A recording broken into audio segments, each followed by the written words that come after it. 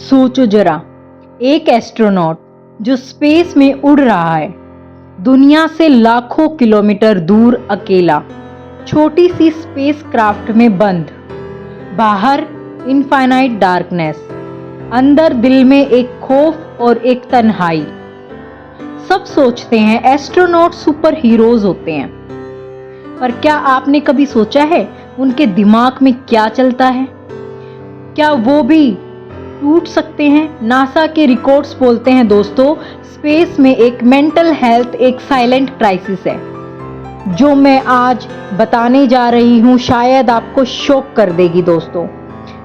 क्या आप तैयार हैं ये हिडन ट्रूथ जानने के लिए? चलो शुरू करते हैं। दोस्तों, एक एस्ट्रोनॉट का स्पेस सूट उसे स्पेस के खतरे से बचा सकता है, पर उसके दिमाग को कौन बचाएगा? दोस्तों, स्पेस में जाना कोई मजाक नहीं है। हर एस्ट्रोनॉट के पीछे एक कहानी होती है, एक फैमिली, एक सपना और एक सेक्रीफाइस। नासा के रिकॉर्ड्स के मुताबिक एस्ट्रोनॉट्स को ट्रेनिंग के दौरान फिजियोलॉजिकल टेस्ट से गुजरना पड़ता है, लेकिन ये टेस्ट भी परफेक्ट नहीं होते। एक एस्ट्रोनॉट ने अपनी जर्नल में लिखा, I miss the smell of rain, I miss my kids laughter. सोचो दोस्तों, जब आप अपने घर से इतना दूर होते हो कि एक फ़ोन कॉल तक नहीं कर सकते, तब कैसा लगता होगा? एक स्टडी के मुताबिक 89 शटल मिशंस में सिर्फ और सिर्फ 2% मेडिकल इश्यू मेंटल हेल्थ से रिलेटेड थे। लेकिन ये छोटा सा नंबर एक बड़ी सच्चाई छुपा रहा है दोस्तों।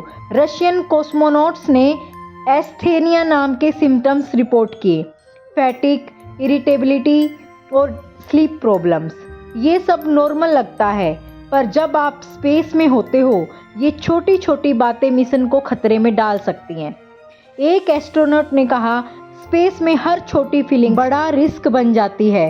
दोस्तों, जब तन्हाई दिल को छू जाती है, तो स्पेस का वो खूबसूरत व्यू भी एक बोझ लगता है। नासा को पता है एस्ट्रोनॉट्स के मेंटल हेल्थ का ख्याल रखना कितना जरूरी है, इसलिए उन्होंने बिहेवियरल हेल्थ एंड परफॉर्मेंस यानी BHP टीम बनाई। ये टीम एस्ट्रोनॉट के दिमाग को समझने के लिए रिसर्च करती है, जैसे आइसोलेशन, कन्फिनमेंट और हाई प्रेशर कि उन्हें कैसे इफेक्ट करता है। नासा के डॉक्यूमेंट्स बोलते हैं एस्ट्रोनॉट को हर 2 हफ्ते में साइकोलॉजिस्ट के साथ वीडियो कॉल करनी होती है। हर एस्ट्रोनॉट्स को ट्रेनिंग भी दी जाती है, कैसे स्ट्रेस को मैनेज करना है, कैसे टीम के साथ कॉन्फ्लिक्ट सॉल्व करनी है। पर ये सब इतना सिंपल नहीं है दोस्तों। नासा के flight surgeon doctor grey Bevin ने कहा, स्पेस में मेंटल हेल्थ इश्यू ज़्यादातर अर्थ बाउंड प्रॉब्लम से आते हैं, जैसे फैमिली से दूरी या क्रू के साथ क्लैश। अब बात करते हैं एक कहानी की जो नासा के इतिहास में एक डार्क स्पॉट है, लीजा नोवक।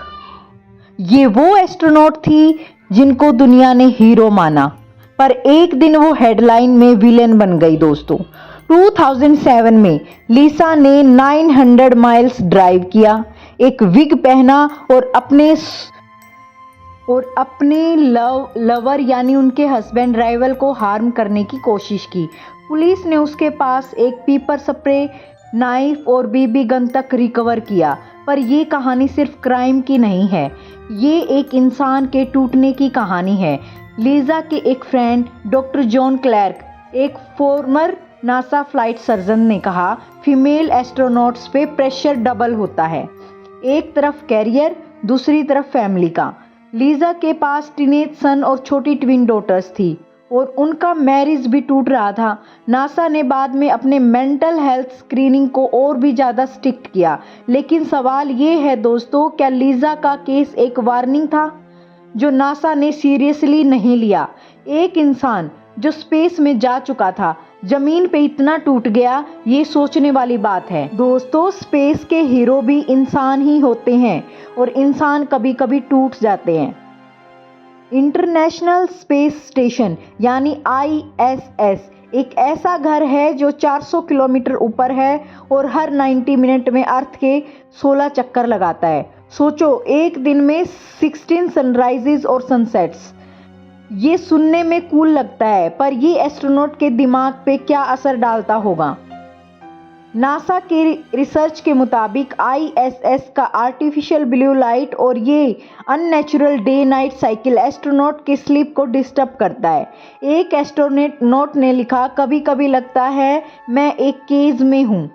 ISS में प्राइवेसी नहीं है, हर पल क्रू के साथ रहना होता है। नासा की स्टडीज कहती है आइसोलेशन और कन्फिनमेंट से एंजाइटी और डिप्रेशन का रिस्क बढ़ जाता है। एस्ट्रोनॉट को फैमिली से बात करने के लिए वीडियो कॉल की जाती है, पर जब आप अपने बच्चों को सिर्फ और सिर्फ स्क्रीन पे देख सकते हो तो वो दिल का दर्द छुपा नहीं सकता। ये जिंदगी कितनी मुश्किल है, सोचो जरा। जब हर दिन 16 बार सूरज उगता है तो नींद क्यों नहीं आती। दोस्तों, अब बात करते हैं नासा के CHAPEA मिशन की, यानी crew health and performance exploration analog. ये एक एक्सपेरिमेंट है जिसमें 4 लोग 1 साल तक एक 1700 स्क्वायर फीट के छोटे से हैबिटेट में रहते हैं, जैसे मार्स पे रहना होगा।